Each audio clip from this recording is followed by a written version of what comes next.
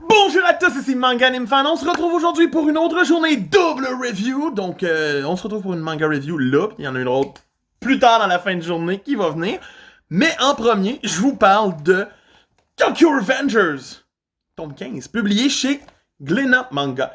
Un tome 15 qui m'a chamboulé et qui m'a redonné envie de continuer l'histoire encore plus.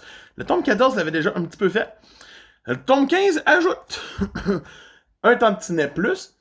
Donc, on récupère avec Teta Kisaki qui est devant notre héros Takamichi et qui est comme je suis le chef du nouveau gang qui s'en vient vous battre. Mon but est de créer un nouveau Toman et d'être awesome. Ils vont se faire défoncer tranquillement pas vite. Et là, c'est là que Takemichi va sortir l'idée farfelue que peut-être Teta Kisaki peut aussi voyager dans le temps. Peut-être. C'est pas confirmé encore. Spoilez-moi pas nulle part, hein? Ça serait gentil. Mais j'ai hâte de continuer pour le découvrir. On continue dans le tome. Tout va pas super bien. Takemichi va... On va rencontrer les différents chefs de brigade et tout de cette place-là. Ils sont vraiment stylés. J'adore leur design à 50%. Non, c'est une joke à 150%.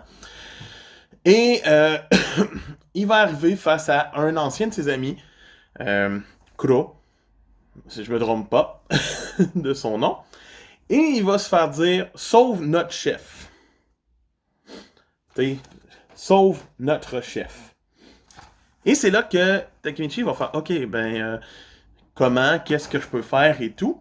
Et quand il va voir que la guerre est déjà déclarée, il va se dire « Ok, on va retourner dans le passé, on va voir ce que je peux en apprendre. » Dans le futur, je veux dire. Donc, il va retourner dans le futur, puis il va vraiment comme reparler avec Naoyo, ça va avancer un petit peu, on va revoir l'ancien chef du Black Dragon qui s'est battu contre au Christmas. Et on va en apprendre beaucoup plus. Les événements commencent à être vraiment bien placés. Ce qui se passe en fin de volume, je le laisse dans le tome. Je ne vous en parle pas. C'était une belle twist qui nous met un Takemichi en mode « J'ai pas le choix que ça marche ». Et j'ai vraiment hâte de voir où l'histoire va s'en aller. Vers là, oui, ça peut continuer de la même façon, mais j'ai l'impression qu'il y a des choses qui vont arriver, qui vont changer un petit peu la donne dans les prochains volumes, et j'ai vivement hâte de les lire. Pour moi, Tokyo Revengers tome 15 mérite une note de 8.5 sur 10, vraiment passionnant.